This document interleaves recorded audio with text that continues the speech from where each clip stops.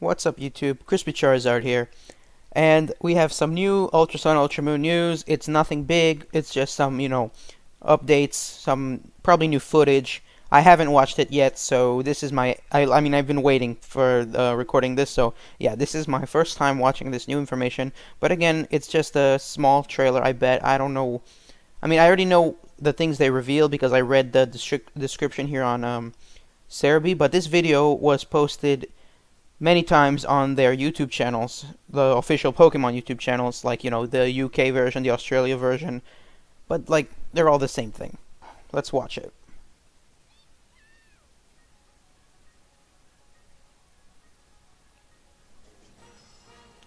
Trials. Sudowoodo.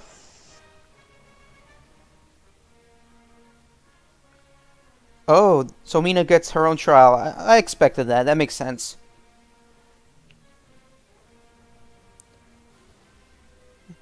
The story is so identical. It's like they barely changed it. But we have How and Lily.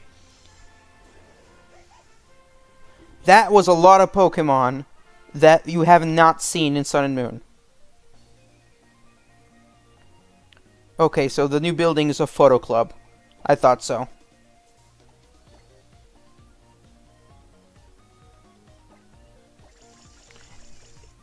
To be honest, it's actually kind of advanced for a photo thing. There are a lot of combinations. There looks like there's infinite combinations with props and also angles. Some people might enjoy that. Also, this is cool. This is cool. Oh my goodness. Oh my goodness. Oh my goodness. This is sweet. You get to control. You get to control. It's a mini game. I mean, it's an option instead of using Charizard Glide. It's an option instead of using Charizard Glide to get between islands, but it. Oh my goodness. That's so awesome. Oh my goodness. No wonder the title is Surf's Up. Okay, let's go back to the beginning. We're gonna break this breakdown. Yeah, breakdown. What's the word? Okay, this music is Kalos to me. This is Kalos music. Like that piano right there. I don't know why, but it just reminds me of the forest of Kalos.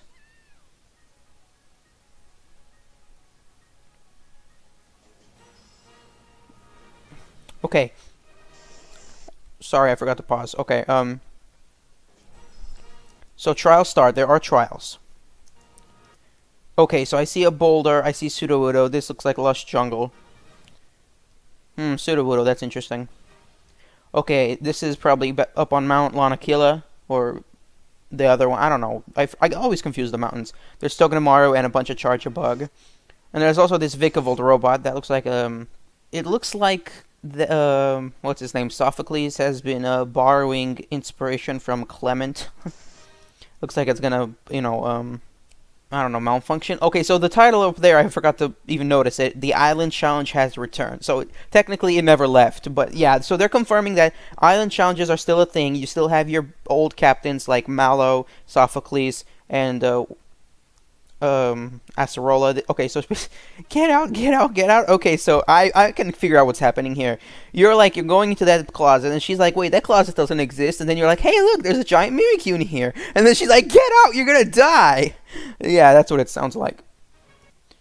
Oh yeah, I'm not scared of that Mimikyu, but apparently it's a threat. And then of course the Mallow Trala. I mean, you all remember the giant. What's it called? Lurantis. Then there's Mina. Hey, look! She's up on that boat in the same scene where that veteran, the guy who's in charge of the sea folk people, she took his place. Maybe they're related, maybe but now that she's officially a captain, and remember, this is not a sequel, they said it's an alternate story. So it's like two different universes. And they both exist in their own right, but this one's Ultra. Anyway. So it looks like in this story she is a captain, while in the other story she was just kind of like preparing to be a captain because she was kind of, I don't want to say lazy, but just like unmotivated. But it looks like she got her act together, and now she looks like. I mean, she had the ring that had the captain symbol on it. No, people rarely talk about it, but all captains have that thing somewhere on their body, that four-leaf clover thing that's a different color. Anyway, so this is her room, and basically her trial is gonna. Yeah, her trial is gonna involve some sort of painting, of course, because she loves painting, and it's in her room. It's not even in outside. And you also get to battle her again. The only time you battled her in the original Sun and Moon was once on Pony Island in the wild, but more importantly once when she was testing you for Looker and Annabelle for the International Police. Now, I forgot to make a theory video about some sort of secret society on Alola. It's not a secret society. It's basically just the Captain Society. Basically, it's the Kahunas and the Captains as one.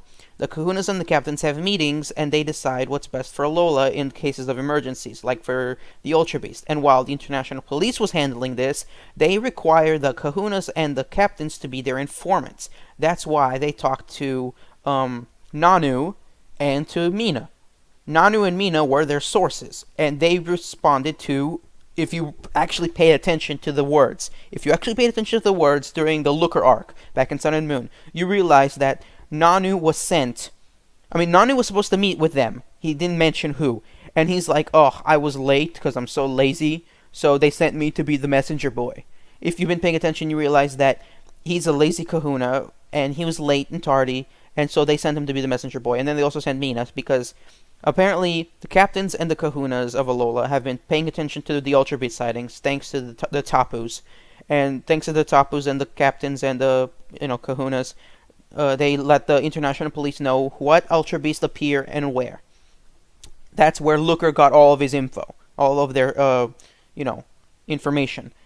Anyway, regardless of that secret meeting of the kahunas and captains and Tapus and whatever, Mina is now an official captain. I'm curious to know if all the kahunas and the captains will stay. I mean, I know obviously we just got some new captains like Mina, but I'm really, really curious about if the kahunas are, or if the kahunas are different. Also, it says your friends during the Island Challenge. You got How and Lily, and apparently Lily here seems to be in her, the recent form from the end of Sun and Moon. But I'm curious. I'm curious if she's like this from the beginning. From that I forgot to cover the poster. There was this poster revealed like a long time ago. Let me see if I can find it. No, not the anime poster. The anime poster is a completely different topic. This poster. I forgot to cover this poster. It's interesting. Basically, it's this cool poster showing the protagonist and the starters and Hal looking badass, and Lily and Cosmog and Gladion and Necrozma in the back, and also this evil villain looking people up here where the vortex is. You can't see them. Other people have covered this. I was like, yeah, this is interesting, but not that interesting. These people are significant. These may be the villains. I am willing to bet on it, but that's not important right now. What's important is that Lily has a Pokeball, meaning she might actually catch a Pokemon, because she never caught a Pokemon in Sun and Moon, like ever. All she had was Cosmog, and he was in the bag, which she got out of. Also, this gave me the idea that maybe there are more than one legendary Pokemon. In fact, in Sun and Moon, there was only the one, Nebby. Basically, Nebby was with Lily the whole time. When he evolved twice, he became Solgaleo or Lunala, depending on the version, and then he, helped you get to Ultra Space. And then there was the Ultra Beast and the Necrozma, but, other than that, nothing big happened. There was Tapus too. But I believe that in Ultra Sun and Ultra Moon, there will be two of them. I believe, based on this poster, that Nebby, the Cosmog, will be almost identical to Sun and Moon's story. But I also believe that a different Pokemon, opposite of what Nebby will evolve into. So, for example, I can't figure out which version will do what, but depending on if you have Ultra Sun or Ultra Moon, my theory is that in one version, Nebby will evolve into Solgaleo, while a Lunala is what got controlled by Necrozma at the beginning of the game, not the end, but the beginning, or maybe vice versa. Maybe Nebby is the one that's going to get controlled by Necrozma, or maybe a the opposite legendary Pokemon will be controlled by Necrozma. Now, I haven't figured out if Necrozma is a good thing or a bad thing. Like, is he doing this out of, like, like a responsibility, taking control of Necrozma taking control of Solgaleo and Lunala for a good purpose, or if it's, like, being controlled by the evil organization up top. Because evil organizations tend to take control of legendary Pokemon a lot. So, it's not impossible that they take control of Necrozma, and Necrozma takes control of Solgaleo or Lunala. Or maybe it's different. Maybe the evil people take control of a Solgaleo or a Lunala, while Necrozma, trying to stop them, takes control of the opposite one. So if the evil people take control of Solgaleo, Necrozma takes control of Lunala to fight the Solgaleo. Or maybe it's the opposite. You have Solgaleo to fight their evil Necrozma Lunala. One way or another, Necrozma is either going to be the good tool or the bad tool. And it's going to be you versus the evil people. But I'm still pretty sure that there's going to be two legendary Pokemon. One Solgaleo and one Lunala. Depending on your version, one's going to be on your side and one's going to be on the other side. But I can't figure out if Necrozma is going to be the one on your side or on the other side. Because based on the box art, I'm willing to lean towards Necrozma being the one on your side. But because of Necrozma's menacing appearance, it feels like it might be on their side. Because it just looks so, I don't know, menacing. Anyway, back to this breakthrough. What's the word?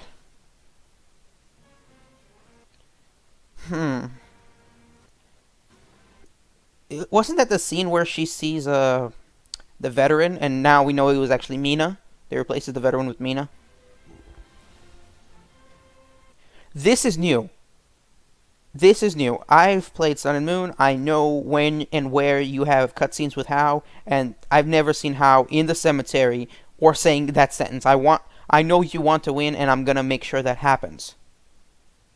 Wait, he wants us to win instead of him? Like, that's new. Ultra Sun, Ultra Moon has new tidbits. I like that. We need it. Okay, so here's the Pokemon that apparently they're emphasizing that wasn't in Sun and Moon. Now, maybe some of these weren't Sun and Moon, but I'm pretty sure they weren't, or else they wouldn't show them. Because I don't have the whole Pokedex in my head. So we got Tropius. We got Larvesta. Mareep. Okay, Mareep. We got Larvitar. We got Zorua. Now, Zorua obviously is in the schoolyard, which is good, because that means you can get it early. Then we have Houndoom, but they're emphasizing it's exclusive to Ultra Sun. And Manectric is apparently exclusive to Ultra Moon. This is pretty obvious. It says more than 400 Pokemon appear. Now, does that mean that Verlisify and all those other people on YouTube, they were right. There was a leak or something that on the new Pokedex toy, Rotom Dex toy for, people to have in their hand, and it's like, it's a child's toy. It's not that big a deal. They reveal, and also on merchandising, they reveal that the Pokedex has over 400. While in Sun and Moon it was only 300, and they were like, that means there's 100 new Pokemon. Now, does that mean 100 new Pokemon, or is it just 100 Pokemon from previous generations which weren't in Alola in Sun and Moon? I'm leaning towards that, because apparently that's what it means. I'm glad, because Sun and Moon had a lot of Pokemon, but the more the merrier, Fill up that Dex. Then there's the Photo Club. That's cool. I'm going to skip that. But you know what I really want to see again? I want to see some of this.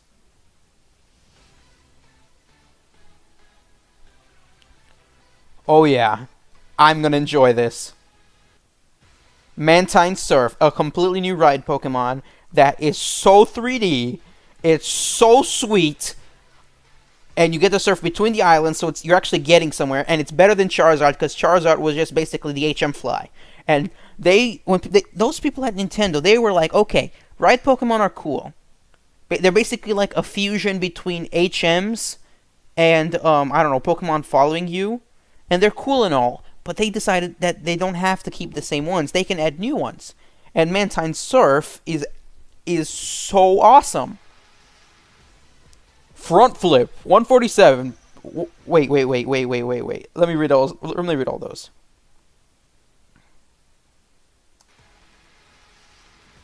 Front flip. Primarina twist. Primarina twist, left roll, left roll.